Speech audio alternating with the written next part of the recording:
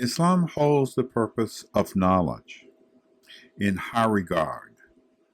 The Holy Quran and the Prophet's example illustrate education as a moral imperative. Therefore, Muslim culture have established theories in every field of knowledge and established the concept of seeking knowledge as an act of worship. In this talk, we will discover and explore three questions as entry into the topic. They are: what is divine purpose for human beings found in Islam? The next question: what are religious authorities provided to achieve this purpose? How is Islam linked to knowledge and culture? The divine purpose, according to the Holy Quran, states that I, God, have not created humanity nor any hidden thing, but to serve me. The purpose of human existence is to serve Allah, God. In philosophical terms, this is tantamount to saying that the purpose of man's existence is the realization of the highest good, as the ultimate goal according to which values and priorities are established in an ethical system. In Islam, this ethical system is called al-Tawhid, which creates in the Muslim the understanding of unity in God, respect for unity in the diversity of knowledge and culture. Allah, according to the Quran, is the reality. Allah is He who is most high, most great. To Him belong the heavens and the earth. For verily Allah is free of all wants, worthy of all praise. The Quran continues, see thou not that Allah has made subject to you men, all that is on the earth, and the ships that sail through the sea by His command. He withholds the sky from falling on the earth except by His leave. For Allah is most kind and most merciful to men. In the service to Allah, humanity realizes its purpose by doing the greatest good and contribute value to the earth according to the human need and with knowledge as guidance. According to philosopher Muhsin Mahdi, man is a natural being created to achieve individual perfection. Nature gives man his perfection through his effort and choice. What are the means provided by Allah, God, to achieve this purpose? The Prophet Muhammad, may God's peace be with the Prophet, quoted, the human purpose in service to Allah is to strive always to excel in virtue and truth. In Islam, Allah created humanity with the ability to discern the truth of reality from falsehood. Humanity is given the power of observation, reason, and discernment. With these tools, men and women are able to progress in all human endeavor. This fulfillment must take place voluntarily by each individual. According to Dr. Ahmaduddin Ahmed, who said, the human being is created by Allah, rational and volitional. He is a creature, as a matter of survival, that must think and choose what is right and beneficial in the sight of Allah. Allah created humanity in the best of form, human form, and then gives human beings guidance. According to the Holy Quran, Allah has invested in man with freedom whose very nature requires the ability to choose virtue over immorality. Similar to John Adams' vision when he wrote, "Human nature itself is evermore an advocate for liberty, freedom. There is also in human nature a resentment of injury and indignation against wrong. In freedom, Muslims are committed to a lifetime of learning and work for the verification of faith in Allah. Faith, Iman, is the realization of truth given to the critical and rational mind, not blind faith without proper and adequate evidence. In Islam, Muslims are to pursue all knowledge, not just religious knowledge. It is a noble act of worship and beginning of self identity, self determination, and meaning, on which one could formulate a real relationship between oneself and the eternal. Here are three sayings of the Prophet. The Prophet Muhammad is reported to have said, "To acquire knowledge is binding upon all Muslims, whether male or female." The second saying is, "The ink of a scholar is more holy than the blood of a martyr." A third saying is that he who travels in the search of knowledge, to him Allah shows the path to paradise. It is written in the Holy Quran, "Say, are those equal, those who know and those who do not know? It is those who are endured with understanding that remember Allah's message. Allah will raise up in suitable ranks and degrees those who believe and who have been granted knowledge." The first chapter and the first word of the Holy Quran revealed to the Prophet Muhammad is Iqra, read. These verses highlight the importance of knowledge and reverence to God. This declaration is the recognition of the Lord that cherishes the human being as rational beings, followed by instructions that can be verified by science how and why mankind is created. These verses inspire one to observe, gather information, and to document what can be learned. This method of learning informs the wise of the bounty of the Creator. It further inspires Muslims to make practical contributions to every part of society. The Holy Quran states, "Proclaim, read, in the name of your Lord who created mankind out of a mere clot of congealed blood. Proclaim, and thou Lord is most bountiful. He who taught the use of the pen taught mankind that which they knew not.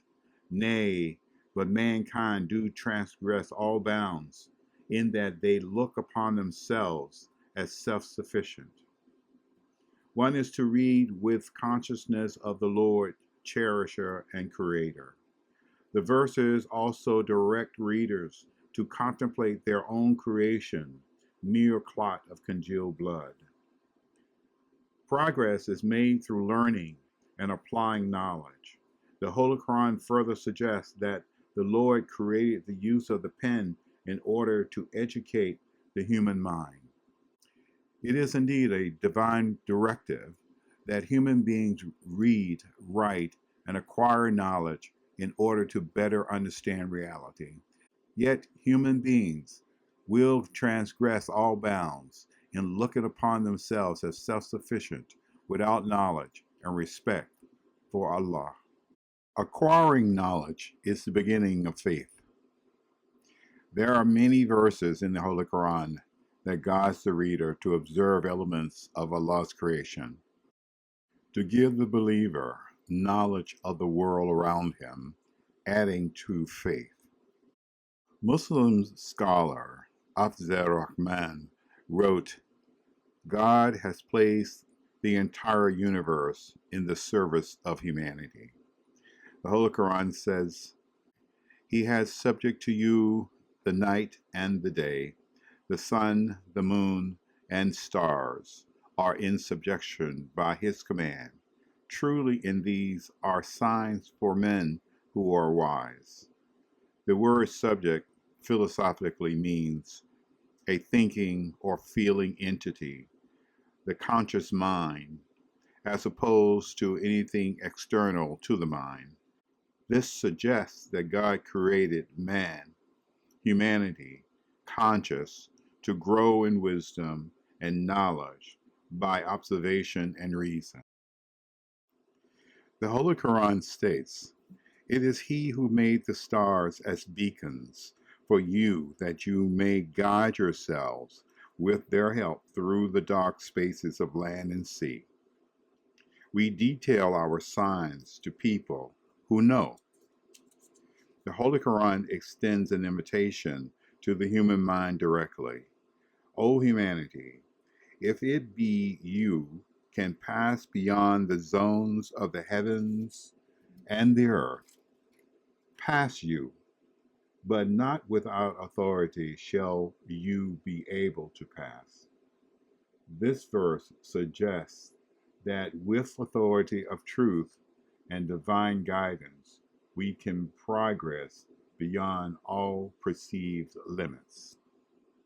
Dr. El Faruqi wrote, El Tawheed, oneness of God, implies that all contention, all doubt, is referable to Allah, that no claim is beyond testing and decisive judgment. Al Tawheed is the recognition that truth is indeed knowable and that man is capable of reaching it. Another Muslim scholar wrote, The creation is not a mere unconscious abstraction, but a perceivable thing that issues and originates from a source, a deliberate act of the Creator's will. Therefore, must be studied as one would study revelation. In the evolution of knowledge, Muslim scientists have contributed volumes of books in various fields of science, also including mathematics, medicine, and what is known today as the scientific method. One important contribution to the world of science was inductive experimental method. Scientists by the name of Ibn al-Hasan, al-Biruni, and Ibn al-Sina established methods of observation, documentation, and verification of data.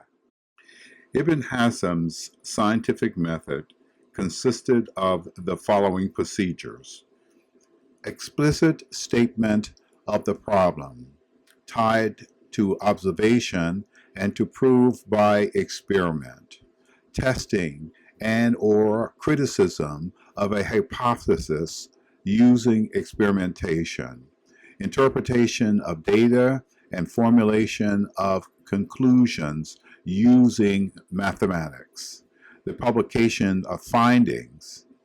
History bears ample evidence that the unifying perspective of Islam integrated science and religion as a reflection of reality.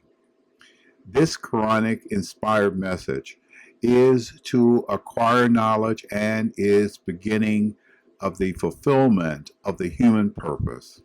With information, one can follow and make a meaningful contribution to society. Another good example of Quranic guidance is the directive to use documentation for business transactions and the development of contracts. The Holy Quran states, O ye who believe, when ye deal with each other in transactions involving future obligations in a fixed period of time, reduce them to writing. Let us strive write down faithfully as between the parties. Let a scribe refuse not to write as Allah has taught him, so let him write. Speaking of contracts, it is notable to state One of the world's first constitutional agreements between tribes was agreed upon by the Prophet Muhammad in the city of Medina. The over 1,000-year-old document is called the Medina Charter. It was an agreement in the interest of peaceful coexistence among tribes. The document having many different objectives, one of those objectives was the preservation of the Islamic principle of religious freedom. Islam does not, cannot, and ought not force people to accept its value. The Holy Quran is very clear on this matter. It says, "Let there be no compulsion in religion. Truth stands out clear from error. Whoever rejects evil and believes in Allah has grasped the most trustworthy handhold that never breaks, and Allah hears and knows all things." One of the provisions of the Medina Charter is to protect Jewish rights, to govern their affairs by Jewish law. In Islam, freedom of conscience is an inalienable right given to humanity by Allah that no one can successfully infringe upon. Islam's impact on literacy and culture is historically evident. One's assessment of the primary sources in Islam, which are the Holy Quran and the Prophet's example, may God's peace be with the Prophet, illuminates the fact to acquire knowledge is an act of worship. This act of worship must take place in the full light of freedom. It is historically evident that Muslims have contributed valuable theories in every field of knowledge, establishing a link between religion, education, and culture. Therefore, have successfully integrated science and religion as reflections of reality, and thus created a new paradigm of human thought for our time. The divine trust from the Islamic perspective. Allah has given the believers the divine trust from which humanity's authority on earth is established. Why? For the fulfillment of the life Allah has given us. This life has no other purpose but to be of service to Allah only. The Holy Quran says, "It is we who have placed you with authority on earth and provided you therein with means for the fulfillment of your life.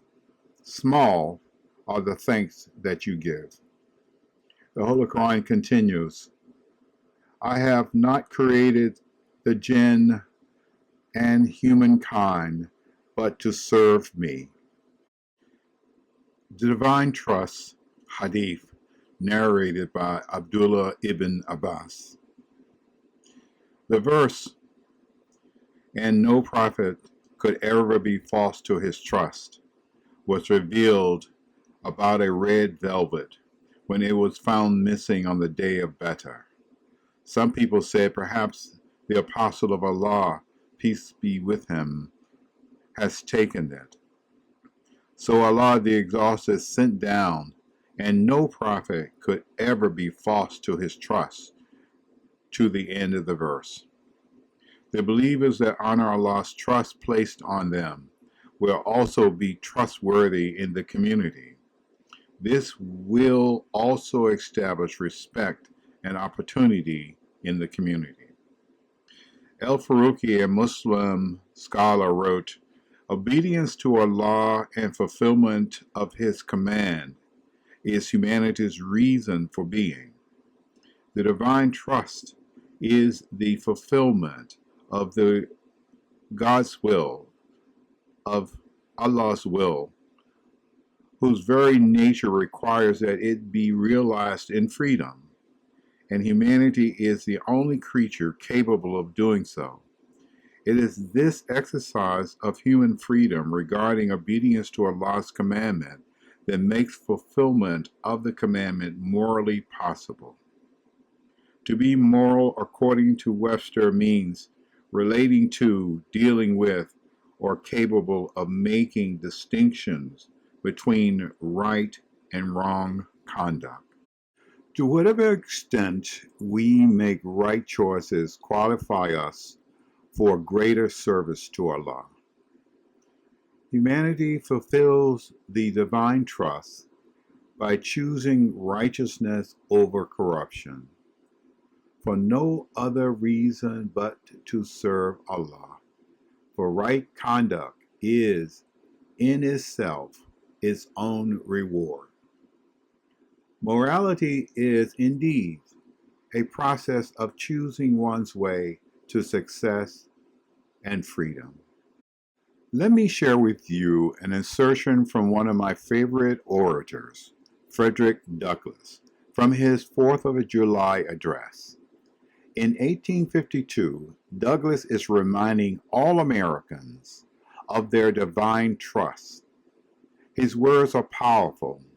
He is demanding his rights as a fellow American by declaring that liberty, freedom, justice, and equality are principles that can only be given by God, and no nation, if they hope to succeed in the future, can disregard that reality. Frederick Douglass, after having been born a slave, on the 4th of July, he says, "My subject then, fellow citizens, is American slavery. I shall see this day and its popular characteristics from the slave's point of view. Standing here, identified with American bondman, making his wrongs mine, I do not hesitate to declare with all my soul that the character and conduct of this nation never looked blacker to me than on the 4th of July. Whether we turn to the decoration of the past or the professions of the present, the conduct of this nation seems equally hideous and revolting. America is false to the past, false to the present, and solemnly blinds herself to be false in the future. Standing with God and the crushed and bleeding slave on this occasion, I will, in the name of the Constitution and the Bible, which are disregarded and trampled upon, dare call in question and to denounce with all the emphasis I can command anything that serves to perpetuate slavery, the sin and shame of America. I will not equivocate. I will not excuse. I will use the severest language I can command. Yet not one word shall escape me that any man whose judgment is not blind by prejudice, or who is not at heart a slaveholder, shall not confess to be right and just." These are the closing remarks of Douglass's speech. He says, "What to an American slave is your 4th of July?